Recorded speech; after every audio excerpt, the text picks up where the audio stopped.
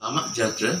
Nama diberi Goh Zin Huang dengan nombor matriks 277609. Pada kali ini, saya akan membentangkan pengenalan kepada tajuk kita, iaitu penyalahgunaan dadah dalam kalangan generasi muda. Maksud ringkas kepada penyalahgunaan dadah ialah satu perihal yang menggunakan dadah secara salah dan dapat memudaratkan seseorang. Apa yang akan berlaku kepada seseorang yang menagih dadah? Perkara yang akan berlaku ialah badan mereka akan menjadi lemah dan mereka akan menjadi khayal. Dan jika mereka tidak mendapat dadah, mereka akan menjadi sangat lemah dan seluruh badan mereka akan mengalami kesakitan. Perkara ini menyebabkan mereka sanggup melakukan apa sahaja untuk mendapatkan dadah. Jika lebih teruk lagi, mereka sanggup membunuh ahli keluarga mereka sendiri. Dalam tugasan ini, kumpulan kami akan mengulas lebih terperinci tentang punca, kesan dan langkah bagi membenteras musuh nombor 1 Malaysia. Terima kasih. Salam sejahtera. Saya Khalishan dengan nombor matrik 277591. Hari ini saya akan membentangkan tentang penyalahgunaan dadah dalam kalangan generasi muda. Yang pertama, mari kita sama-sama melihat tentang purata penyalahgunaan dadah dari tahun 2014 hingga tahun 2019. Melalui jadual ini, kita dapat melihat bahawa purata bagi setiap tahun adalah amat tinggi. Persoalannya, apakah punca yang menyebabkan penyalahgunaan dadah semakin meningkat di negara kita? Yang pertama, sikap ingin tahu. Generasi ingin tahu apakah perasaan apabila mereka mengambil dadah. Yang kedua ialah kekurangan perhatian dan kasih sayang ibu bapa.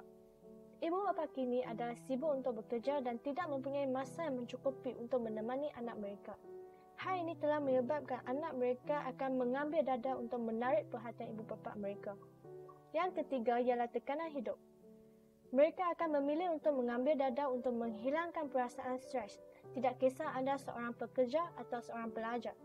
Yang keempat ialah pengaruh rakan sebaya. Generasi muda adalah malu untuk menolak ajakan rakan. Oleh itu, mereka akan terjebak dan ketagih dalam pengambilan dadah. Yang terakhir ialah pengaruh media massa. Terdapat pelbagai budaya kuning yang telah dipaparkan di laman sosial. Oleh itu, generasi muda adalah mudah untuk mengikut jejak budaya tersebut. Sekian sahaja daripada saya. Terima kasih. Assalamualaikum dan salam sejahtera. Saya Siti Zahira Husna binti Ahmad, nombor matrik 277618. Saya ingin menerangkan tentang kesan penyalahgunaan dadah terhadap generasi muda. Antara kesan penyalahgunaan dadah terhadap generasi muda ialah memudaratkan kesihatan diri mereka. Sebagai contoh, jika seorang itu mengambil dadah jenis morfin atau heroin, badannya akan merasa menggigil, emosi tidak stabil, akan cepat berasa marah dan banyak lagi simptom-simptom yang lain. Dan itu mewujudkan persepsi atau stigma negatif masyarakat. Masyarakat akan menganggap golongan ini tidak akan berubah walaupun keluar daripada pusat pemulihan, dan mereka akan menganggap golongan ini akan kembali semula dalam kancah tersebut. Meningkatkan kadar jenayah merupakan kesan penyalahgunaan dadah dalam kalangan generasi muda. Golongan ini akan melakukan jenayah disebabkan desakan wang untuk membeli dadah tersebut, kerana sebagaimana kita tahu harga dadah ini amat mahal. Terusnya, hubungan dengan ahli keluarga akan terjejas, marah keluarga akan tercela dan ahli keluarga akan berasa malu untuk menghadapi masyarakat. Kesan yang terakhir ialah prestasi kerja atau pembelajaran akan merosot.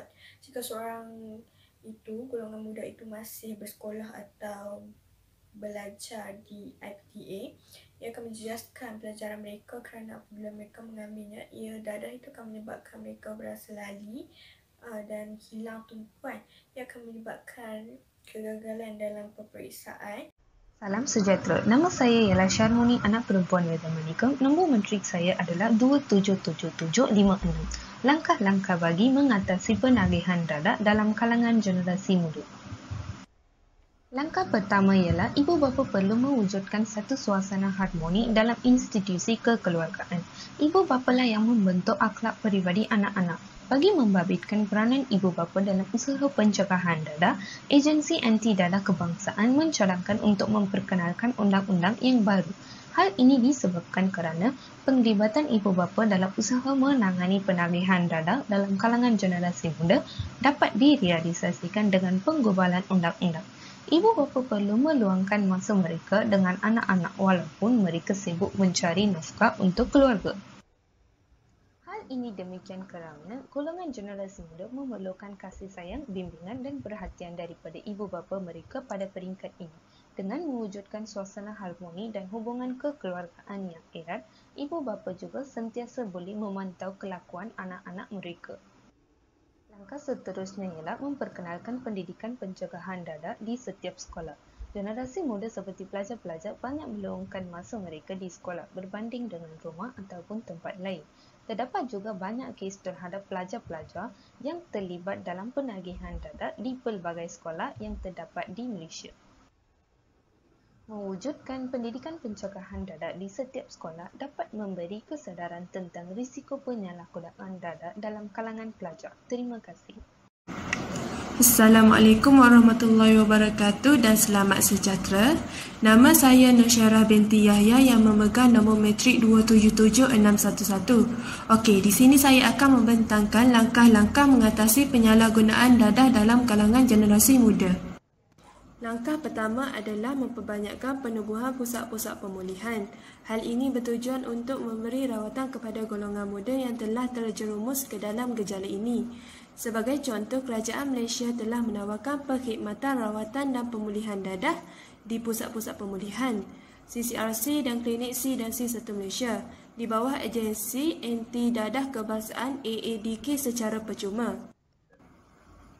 Seterusnya, pihak kerajaan perlu mengenakan hukuman yang berat dan setimpal kepada golongan muda yang terlibat dalam penyalahgunaan dadah. Dengan ini, golongan muda akan merasa takut untuk melakukan aktiviti tersebut sekaligus akan berhenti daripada melakukan gejala penyalahgunaan dadah.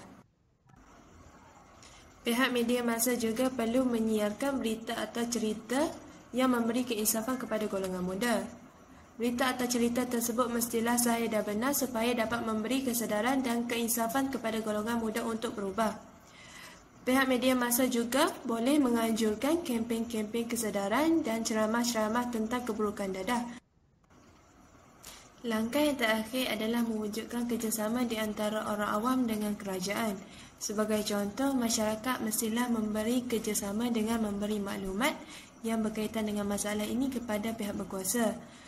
Misalnya, aktiviti pengedaran dadah yang berlaku dalam sesebuah kampung mestilah dilaporkan kepada pihak berkuasa supaya pihak berkuasa dapat mengambil tindakan yang sewajarnya. Sebagai rumusan, semua pihak harus mengambil berat tentang setiap punca, langkah dan kesan yang diberikan dalam tugasan ini supaya dapat melahirkan lebih ramai golongan muda atau dikenali sebagai golongan belia yang bersifat intelektual, rohani dan jasmani yang tinggi. Terdapat pelbagai cara untuk memberi teguran atau nasihat yang berkesan kepada golongan muda kerana pada zaman remaja inilah mereka perlu dipantau dan diasah dengan tingkah laku yang baik. Hal ini dikatakan demikian kerana golongan muda atau remaja ini merupakan teras utama yang akan mewujudkan gambaran negara pada masa akan datang. Golongan muda, terutamanya remaja, mudah terpengaruh dengan rakan sebaya, filem kegemaran dan permainan atas talian. Mereka mudah meniru aksi dan budaya barat yang menyebabkan mereka hilang sikap nasionalisme dalam diri. Mereka terlalu taksub dengan dunia hiburan sehingga menyebabkan mereka lalai untuk mengikuti arus pendidikan negara. Jika kelalaian ini terus berterusan, sukar untuk negara mencari pemimpin yang berwibawa untuk mentadbir negara pada masa akan datang. Kerana golongan muda inilah merupakan penentu masa depan negara untuk mengharumkan nama negara di persada dunia.